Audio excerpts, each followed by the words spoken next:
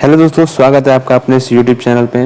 और आज के अपने इस वीडियो में हम डीएलएड फर्स्ट सेमेस्टर में जो बुक है शिक्षण अधिगम के सिद्धांत, उसमें एक चैप्टर है संप्रेक्षण। उससे जितने भी इंपॉर्टेंट क्वेश्चंस आते हैं आपके डीएलएड के एग्जाम में, उनको देखेंगे और समझने की कोशिश करेंगे। तो चलिए शुरू करते हैं। शुरू करने से पहले अगर आपने अभी तक हमारे चैनल को सब्सक्राइब नहीं किया है तो सब्सक्राइब कर लें और उसके बगल में जो बेल आइकन है उसे भी दबा दीजिएगा, ताकि आपको हमारे सारे वीडियोज़ के नोटिफिकेशन मिलते रहें। तो चलिए शुरू करते हैं। पहला क्वेश्चन है कि संप्रेक्षण की उपयुक्त परिभाषा दीजिए। तो देखते हैं। संप्रेक्षण एक ऐसी प्रक्रिया है जिसमें व्यक्ति अपने ज्ञान, हाव भाव, मुख मुद्रा तथा विचारों आदि का परस्पर आदान प्रदान करते हैं तथा इस प्रकार से प्राप्त विचारों अथवा संदेशों को समान तथा सही अर्थों में समझने और प्रेक्षण करने में उपयोग करते हैं। तो इसमें कहा गया है कि संप्रेक्षण एक ऐसी प्रक्रिया है जिसमें जो व्यक्ति के पास ज्ञान होता है या उसकी हाव भाव होते हैं, मुख मुद्रा जो होती हैं, और जिसके पास जितने भी विचार होते हैं, उसका एक दूसरे से आदान प्रदान करते हैं। मतलब एक दूसरे को देते हैं और या फिर लेते हैं। संप्रेक्षण का मतलब क्या होता है? संप्रेक्षण में दो शब्दों से मिलकर बना है, सम और प्रेक्षण। सम माने होता है समान, प्रेक्षण माने होता है भेजना, मतलब दूसरे को देना। जब हम अपने ज्ञान को, अपने हाव भाव को, अपनी मुख मुद्रा, विचारों को भेजते हैं किसी सामने वाले व्यक्ति, किसी दूसरे व्यक्ति को, या प्रेक्षित करते हैं, जिसे प्रेक्षित करना भी कहते हैं, भेजते हैं, समझाते हैं, तो उसे संप्रेक्षण कहते हैं। संप्रेक्षण को इंग्लिश में कम्युनिकेशन कहते हैं। कम्युनिकेशन का मतलब होता है कि एक दूसरे से एक जुड़ाव बनाए रखना, एक जोड़ होता है। जैसे कि हम एक कंप्यूटर को दूसरे कंप्यूटर से जब जोड़ते हैं तो दोनों के बीच में एक कम्युनिकेशन होता है। तो हम इस कंप्यूटर से दूसरे कंप्यूटर में अपने जितने भी संदेश होते हैं या जो भी फाइलें होती हैं उन्हें हम भेज सकते हैं। तो इस तरह से दोनों के बीच में एक कम्युनिकेशन होता है। संप्रेक्षण भी एक ऐसी प्रक्रिया है जिसमें दो व्यक्तियों के बीच में कम्युनिकेशन होता है। तो चलिए आगे देखते हैं अपना दूसरा क्वेश्चन। तो चलिए देखते हैं दूसरा क्वेश्चन। दूसरा क्वेश्चन है कि संप्रेक्षण के प्रमुख घटकों का नामोल्लेख कीजिए। संप्रेक्षण के कितने घटक होते हैं? संप्रेक्षण के 3 घटक होते हैं। पहला है प्रेक्षक, दूसरा है संदेश, तीसरा है ग्राही।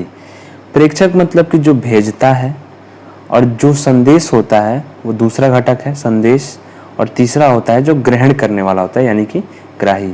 यानी कि एक भेजने वाला, और जो वो संदेश भेजता है वो संदेश, और तीसरा ग्रहण करने वाला। ये 3 प्रमुख घटक होते हैं। बाकी और भी घटक होते हैं, मगर ये 3 प्रमुख घटक होते हैं। अगला क्वेश्चन है कि प्रभावी संप्रेक्षण में कौन कौन सी बाधाएं आती हैं? तो प्रभावी संप्रेक्षण में निम्न बाधाएं आती हैं।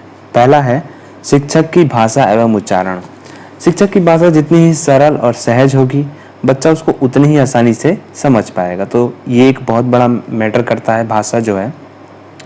दूसरा है श्यामपट्ट लेख एवं वर्तनी संबंधी दोष। श्यामपट्ट हम जितना सुंदर लेख लिखते हैं, जितनी भाषाओं, वर्तनी जो होते हैं, शब्द जितने सही होते हैं, उतना अच्छे से बच्चा उसको समझ पाता है। अगर हम सही लिखेंगे तो वो भी सही सीख पाएगा। तीसरा होता है बच्चों की रुचि एवं जिज्ञासा। यदि हम जो पाठ पढ़ा रहे हैं या फिर जो भी अपने विचार को हम बच्चों को देने की कोशिश कर रहे हैं, उसमें बच्चे की रुचि ना हो, जिज्ञासा ना हो, तो संप्रेक्षण कितना भी प्रभावी क्यों ना हो, कोई फायदा नहीं होगा। तो ये बहुत बड़ा मैटर करता है।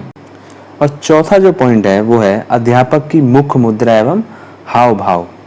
तो अध्यापक की मुख मुद्रा जितनी अच्छी होगी, जितने जो भी वो भाव बोल रहा है उस भाव के हिसाब से अगर वह मुख मुद्रा बनाएगा, अपने उस तरह से एक्सप्रेशन देगा, तो बच्चा अच्छे से समझ पाएगा। और जो 5वां पॉइंट है वो है बच्चों से दूरी। मतलब बच्चों से कितना लगाव है, या टीचर बच्चों से कितना दूरी बनाए रखता है, और इससे डिपेंड करता है ये बहुत प्रभावी संप्रेक्षण में। अगर बच्चे और टीचर के बीच अच्छा कम्युनिकेशन है, अच्छा संबंध है, तो बच्चे अच्छी तरह से उसके भाव को समझ पाते हैं। अगला क्वेश्चन देखते हैं। हमारा अगला क्वेश्चन है कि संप्रेक्षण के 2 प्रमुख प्रकार बताइए। तो संप्रेक्षण के 2 प्रमुख प्रकार इसमें पूछा गया है। और ये जो क्वेश्चन है, इसके आंसर से आपको काफ़ी सारे क्वेश्चंस के आंसर मिल जाएंगे, क्योंकि इसमें काफ़ी तरह के बड़ा क्वेश्चन है। इसमें शाब्दिक संप्रेक्षण, अशाब्दिक संप्रेक्षण, मौखिक संप्रेक्षण, ये सब अलग अलग भी पूछा जा सकता है कि जैसे शाब्दिक संप्रेक्षण क्या होता है, अशाब्दिक संप्रेक्षण क्या होता है। तो सारे क्वेश्चन इस क्वेश्चन के अंतर्गत आ जाएंगे। ये 2017 में पूछा भी गया है। तो चलिए देखते हैं इस क्वेश्चन को। पूछा है कि संप्रेक्षण के 2 प्रमुख प्रकार बताइए। संप्रेक्षण कौन कौन से प्रकार होते हैं?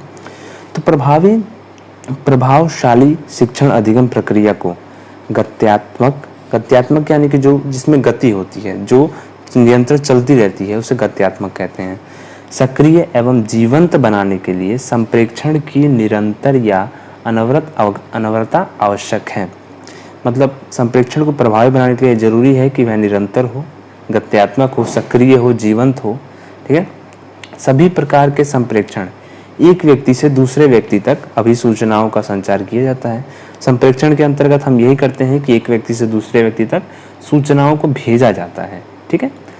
कक्षा में शिक्षक पाठ्य वस्तु संबंधी तथ्यों व प्रत्ययों को शाब्दिक तथा अशाब्दिक आदि संप्रेक्षणों द्वारा शिक्षार्थी तक पहुंचाता है।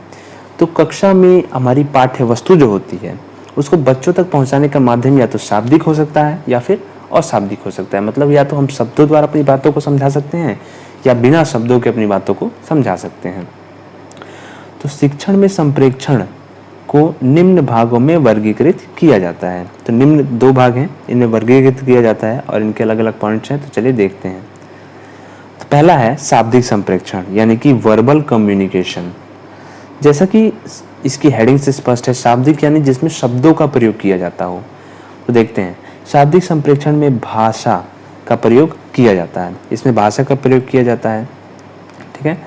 यह संप्रेक्षण मौखिक रूप में, वाणी द्वारा तथा लिखित रूप में शब्दों, संकेतों, विचारों, भावनाओं आदि के द्वारा दूसरों के समक्ष प्रस्तुत करने के लिए प्रयोग किया जाता है। या तो जब हम मुख से बोलेंगे तो वाणी द्वारा, या जब लिखेंगे तो शब्दों द्वारा, संकेतों द्वारा, विचारों द्वारा, भावनाओं द्वारा दूसरे आदमी के सामने हम प्रस्तुत करते हैं, दूसरे आदमी को अपनी बात को समझाते हैं। शाब्दिक संप्रेक्षण के 2 भागों में वर्गीकृत किया गया है। जो शाब्दिक संप्रेक्षण 2 भागों में वर्गीकृत किया गया है, पहला होता है मौखिक संप्रेक्षण, दूसरा होता है लिखित संप्रेक्षण। मौखिक संप्रेक्षण यानी कि ओरल कम्युनिकेशन क्या होता है? तो देखिए, इस संप्रेक्षण में वाणी द्वारा तथ्यों एवं सूचनाओं का आदान प्रदान किया जाता है। यानी कि शब्दों द्वारा, वाणी द्वारा बोलकर जितने भी तथ्य होते हैं, सूचनाएं होते हैं, उनका आदान प्रदान किया जाता है। इसमें वार्ता, परिचय, परिचर्चा, सामूहिक चर्चा, व्याख्या, कहानी, प्रश्नोत्तर आदि के माध्यम से अभिव्यक्ति की जाती है। यानी कहानी सुनाकर, व्याख्या कर कर हम मौखिक रूप से इसका वाणी द्वारा अपने जितने भी विचार हैं उनका संप्रेक्षण करते हैं। इसमें संदेश देने वाला तथा संदेश ग्रहण करने वाला दोनों ही परस्पर आमने सामने रहते हैं। यानी कि टीचर के सामने बच्चे जिस प्रकार रहते हैं उसी प्रकार आमने सामने दोनों रहते हैं। दूसरा जो है वो है लिखित संप्रेक्षण यानी रिटन कम्युनिकेशन। क्या होता है? इसमें संदेश देने वाला लिखित रूप में शब्दों या संकेतों के द्वारा इस प्रकार के संदेश प्राप्त करता है। मतलब संदेश प्राप्त करता होता है वो शब्दों या संकेतों द्वारा अपने जो भी संदेश होता है उसे प्राप्त करता है। संकेत यानी चिन्हों द्वारा भी हो सकता है कि संदेश ग्रहण करने वाला व्यक्ति उसकी भावनाओं को समझ सकता है। मतलब संदेश को इस प्रकार भेजा जाता है लिखकर कि खाली शब्दों द्वारा ही भावों को व्यक्त किया जा सके। जिस प्रकार एक कवि अपने शब्दों द्वारा अपनी भावनाओं को व्यक्त करता है, उसी तरह शब्दों द्वारा हम लिखित संप्रेक्षण प्रदर्शित करते हैं। अगला देखते हैं शाब्दिक संप्रेक्षण क्या होता है, नॉन वर्बल कम्युनिकेशन क्या होता है। अशाब्दिक संप्रेक्षण में भाषा का प्रयोग नहीं किया जाता। इसमें वाणी संकेत, चक्षु संपर्क यानी कि आंखें, नैन, मुख मुद्राओं एवं स्पर्श संपर्क आदि का प्रयोग किया जाता है। देखते हैं इन सब के बारे में अलग अलग। पहला है वाणी संप्रेक्षण। क्या होता है वाणी संप्रेक्षण? वाणी संप्रेक्षण में विचारों तथा भावनाओं की अभिव्यक्ति व्यक्तिगत रूप से अथवा छोटे छोटे समूहों में आमने सामने रहकर वाणी द्वारा की जाती है।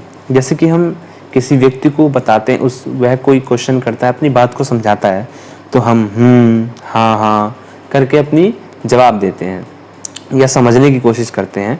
तो इसे वाणी संप्रेक्षण कहते हैं, क्योंकि इसमें शब्दों का प्रयोग नहीं किया जाता। ठीक है। जैसे कि कहना, सीटी बजाना, जोर से बोलना, चीखना, मुस्कुराना, इस तरह से हम अपने भावों को व्यक्त करते हैं। तो ये होता है वाणी संप्रेक्षण।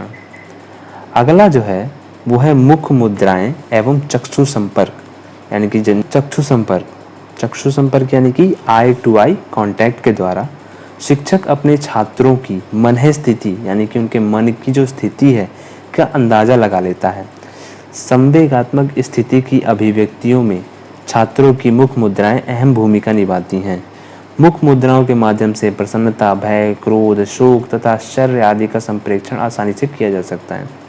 कहने का मतलब है कि जो चक्षु संपर्क या मुख मुद्रा संपर्क होता है, ये संवेगात्मक स्थिति को समझने में बहुत ही महत्वपूर्ण होता है। संवेगात्मक स्थिति यानी कि भय, क्रोध, यानी कि हम बच्चे के चेहरे को देखकर बता सकते हैं कि वह दुखी है, खुश है, कुछ सोच रहा है या भय में है। तो ये बहुत ही इम्पोर्टेंट होता है। इसे ही संवेग कहते हैं। जो भय, क्रोध, गुस्सा, प्रसन्नता, ये सब हमारे संवेग होते हैं। ठीक है। अगला जो है वो है स्पर्श संपर्क। इसमें स्पर्श को ही प्रमुख माध्यम बनाया जाता है। स्पर्श के माध्यम से व्यक्ति अपनी भावनाओं एवं विचारों को अभिव्यक्ति करने में समर्थ होते हैं। प्रशंसा के लिए शाबाशी जब हम बच्चे को देते हैं, प्यार से कोई एक चुम्बन या अपने आप बहुत ही सी भावनाओं, संवेदनाओं तथा विचारों की अभिव्यक्ति का एक महत्वपूर्ण साधन है। जैसे कि बच्चे को किसी अच्छे काम के लिए शाबाशी दी जाती है, उसका प्रोत्साहन किया जाता है, तो ये सब स्पर्श संपर्क के अंतर्गत आते हैं। तो आज आपने देखा कि संप्रेक्षण क्या होता है। संप्रेक्षण से रिलेटेड काफ़ी हमने क्वेश्चन देखे जो कि बहुत ही इम्पॉर्टेंट हैं, क्योंकि शाब्दिक संप्रेक्षण और अशाब्दिक संप्रेक्षण ये सब क्वेश्चन आते हैं। संप्रेक्षण क्या होता है ये भी पूछा जाता है। तो आई होप आपको ये पूरा वीडियो अच्छा लगा होगा, आपको समझ में आया गया होगा कि संप्रेक्षण आखिर होता क्या है।